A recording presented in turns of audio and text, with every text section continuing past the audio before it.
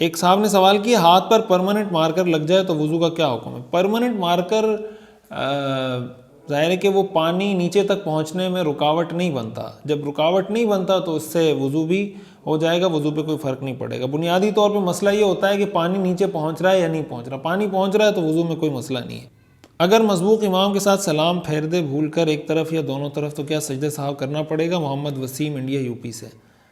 نہیں، سجدہ سہو کرنے کی ضرورت نہیں، نماز ہو جائے گی۔ امام کے پیچھے جب کوئی غلطی ہوتی ہے تو امام اس کا ضامن ہوتا ہے، مقتدی کی اس غلطی کا نماز پہ اثر نہیں ہوتا۔ اگر گھر کے پاس صرف مصلی ہو جدھر 5 وقت کی اذان و نماز ہوتی ہو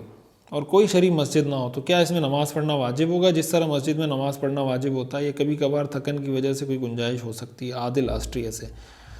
دیکھیں مصلی ہے تو جب مصلی مسجد نہیں ہے تو آپ یہ سمجھیں مصلی ایک طرح سے مسجد کے قائم مقام ہو جائے گا نا، اصل تو جماعت ہے، اور جماعت میں حدیث میں آتا ہے جتنے لوگ زیادہ ہوتے ہیں اتنی اس میں برکت زیادہ ہے، اتنے اس کی قبولیت کے چانسز بڑھ جاتے ہیں۔ تو اس لیے جماعت تو بہرحال آپ کو کرنی ہے نا، مسجد میں نہیں جا سکتے، مسجد نہیں ہے تو مصلی میں جماعت تو مل جائے گی، اگر اکیلے پڑھیں گے تو جماعت کیسے کروائیں گے؟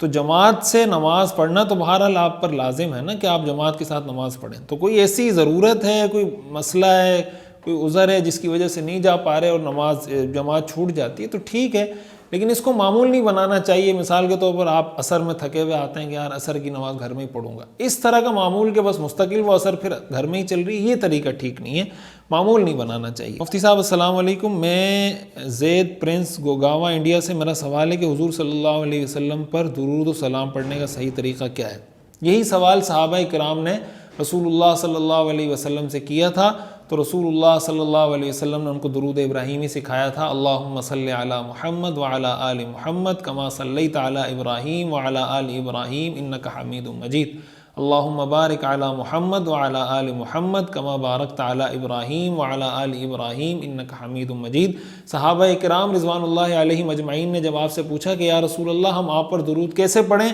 آپ نے فرمایا قل،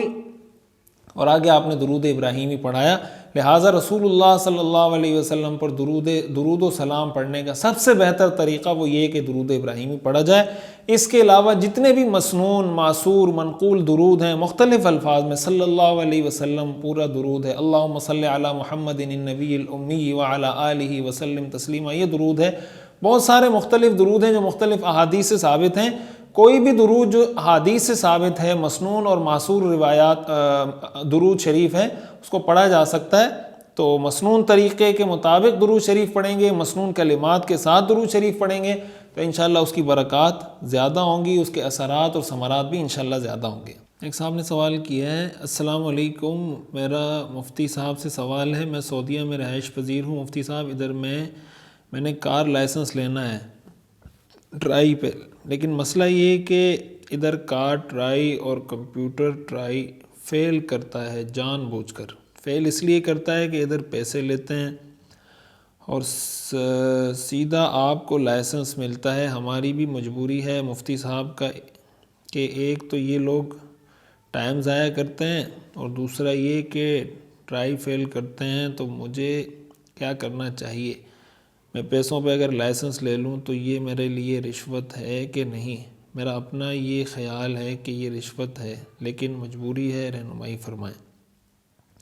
دیکھیں اس کا تعلق اس بات سے کہ اگر آپ واقعتاً ایلیجیبل ہیں، اہل ہیں ڈرائیونگ کے، اور وہ واقعی میں آپ کو اس لیے فیل کر رہے ہیں کہ آپ رشوت نہیں دے رہے یا پیسے نہیں دے رہے، اور اس وجہ سے وہ آپ کو فیل کر رہے ہیں،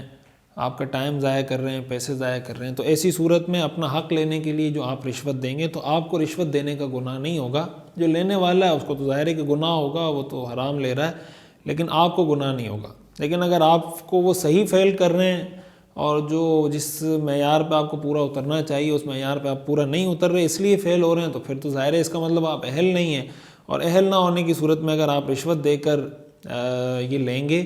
تو پھر آپ کے لیے اس طرح یہ رشوت دینا جائز نہیں ہے۔ السلام علیکم ورحمۃ اللہ وبرکاتہ، محمد عمر کا سوال ہے، مفتی صاحب میرا سوال یہ کہ میں دبئی میں کمپنی میں کام کرتا ہوں، ہمارے ساتھ جو لوگ رہتے ہیں وہ بھی پاکستان کے، ان میں سے کچھ لڑکے یہاں مساج سینٹر وغیرہ جاتے رہتے ہیں، تو میرا سوال یہ تھا کہ ہمارے ان کے ساتھ کھانا پینا اٹھنا بیٹھنا ایک ساتھ ہے، اکیلے نہیں کر سکتے، کمپنی ہے، تو پوچھنا یہ چاہ رہا تھا کہ ہمارا کھانا پینا جائز ہوگا ان کے ساتھ؟ دیکھیں کھانا پینا اس سینس میں تو جائز ہے کہ آپ کہہ رہے ہیں کہ مجبوری ہے، لیکن یہ جو اس طرح کے لوگوں کا آپ اگر ایسا ہو سکتا ہے کہ آپ اپنا کوئی الگ گروپ بنا سکتے ہیں یا الگ کوئی اپنے لیے گھر کرائے پر لے سکتے ہیں جس میں آپ اپنے کوئی 6 7 8 ساتھی جو بھی آپ کی ریکوائرمنٹ ہوتی ہے ان کو الگ کر کے رہیں تو زیادہ بہتر ہے۔ ظاہر ہے کہ مساج سینٹر میں جاتے ہیں تو اگر اس طرح کسی عورت سے مساج کروا رہے ہیں یا کسی مرد سے کروا رہے ہیں اور جس طریقے سے مساج سینٹر میں جو کچھ ناجائز حرکتیں ہو رہی ہوتی ہیں تو کوشش تو یہ کرنی چاہیے کہ اس طرح کے لوگوں کا بائیکاٹ کیا جائے اور اس نیت سے کہ ان کو تنبیہ ہو، ان کو سمجھایا جائے، اور سب سے بہتر طریقہ یہ کہ نصیحت کے ساتھ اور خیرخواہی کے ساتھ اور کسی اچھے طریقے سے سمجھانے کی کوشش کریں۔ بہرحال آپ کا کھانا پینا جائز ہے، آپ الگ ہو سکتے ہیں تو اچھی بات ہے، اس لیے کہ اس طرح کے لوگوں کے ساتھ رہیں گے تو پھر خدا نخواستہ آدمی خود اس میں مبتلا ہونے کا اندیشہ ہوتا ہے، تو اس لیے جتنا کوشش کر سکتے ہیں بچنے کی کریں، بہرحال نہیں ہو تو آپ کھائیں تو اس میں کوئی گناہ آپ کو نہیں ہوگا، دل سے اس کو برا سمجھیں، ان کے لیے دعا بھی کریں۔ السلام علیکم مفتی صاحب، قرآن رکھنے کی جو رحیل یا تختی ہے جب وہ بوسیدہ ہو جائے تو اس کا جلانا کیسا ہے؟ بس اگر اس کو کہیں اس نیت سے جلایا جائے احترام کی نیت سے تو ٹھیک ہے، اس کے جلانے میں کوئی حرج کی بات نہیں ہے، اور ویسے بھی اگر آپ اس کو استعمال کرتے ہیں لکڑی کے طور پر تندور وغیرہ میں یا کسی چیز میں تو اس کی بھی گنجائش ہے، اس میں بھی کوئی حرج کی بات نہیں ہے۔ ایک صاحب نے سوال کیا ہے، سید مجاہد، میں نے اپنے بچے کا نام محمد رکھا ہے، یہاں لوگ کہہ رہے ہیں کہ جب بھی بچے کا نام لے تو درود پڑھنا ہوگا، ان لوگوں کو کیا جواب دیں؟ فرام اورنگ آباد انڈیا۔ نہیں، یہ لوگوں کی یہ بات غلط ہے، جب آپ اپنے بچے کا نام رکھتے ہیں نا محمد، اور جب آپ اس کو بلاتے ہیں تو آپ اپنے بچے کو بلاتے ہیں، آپ کوئی رسول اللہ صلی اللہ علیہ وسلم کا نام نہیں لے رہے ہوتے، یہ آپ جو نام لے رہے ہوتے ہیں یہ اپنے بیٹے کی حیثیت سے بول رہے ہوتے ہیں، تو اب یہ اس کا نام بن گیا، جب اس کا نام بن گیا تو اس کے ساتھ آپ صلی اللہ علیہ وسلم پڑھ نہیں سکتے، وہ پڑھیں گے ہی نہیں، آپ پڑھیں گے تو غلط ہوگا، اس لیے کہ وہ صلی اللہ علیہ وسلم تو پیغمبر کے ساتھ پڑھا جاتا ہے، اور وہ آپ کا بیٹا ہے اور آپ اس کو محمد اپنے بیٹے کی حیثیت سے کہہ رہے ہیں، نہیں ہے کہ آپ رسول کی حیثیت سے بلا رہے ہیں یا کسی رسول کو آپ پکار رہے ہیں، تو اس موقع پر صلی اللہ علیہ وسلم کہنا غلط ہے، نہ کہنا ٹھیک ہے، کہنا غلط ہے۔